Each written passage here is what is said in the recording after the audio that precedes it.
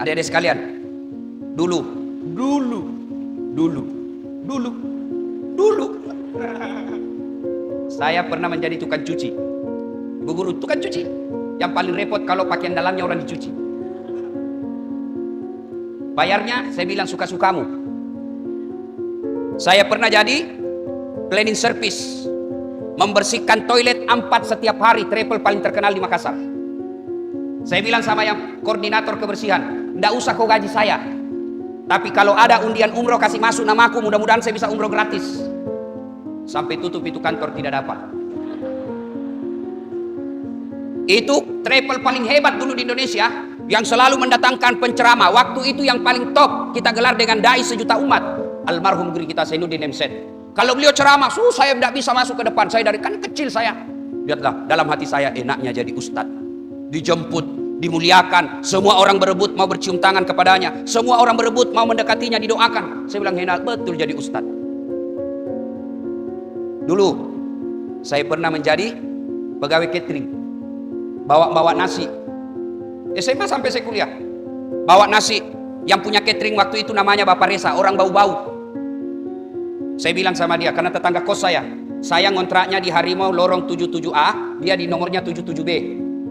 Saya bilang, Bapak Reza, kasih kerja saya antar nasinya Bapak ke langganan-langganan. Nggak usah gaji saya, kasih makan saya 2 kali sehari sama adekku. Diterima. Maka saya ngantarlah nasi.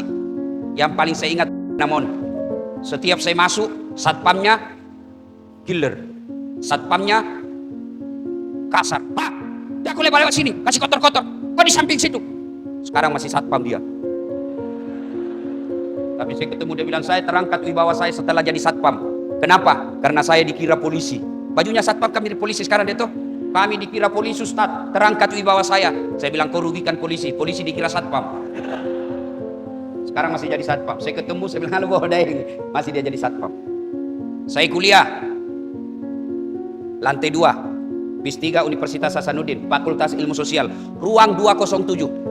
Saya agak trauma kalau saya mengajar di situ sekarang, karena saya dosen Unhas, dosen komunikasi di Unhas sekarang. Kalau saya masuk di situ, saya ingat waktu saya dihina kakak kelas saya. Dia bilang apa? Dasat, kau tidak malu-malu? Itu bajumu semua baju cakar. Tahu cakar? Orang Jakarta bilang rombengan, orang Makassar bilang cakar, cap karung, baju bekas dari Korea, dari Eropa, baju bekas dijual. Kalau di toko resmi, misal Matahari, 100.000 satu, ini 100.000 5 lembar masih bisa ditawar. Saya tidak malu waktu itu. Saya cuma berdoa, ya Allah, murahkan rezekiku supaya saya bisa berbuat baik kepada orang ini. Dengan izin Allah. Adik-adik, dengar ini.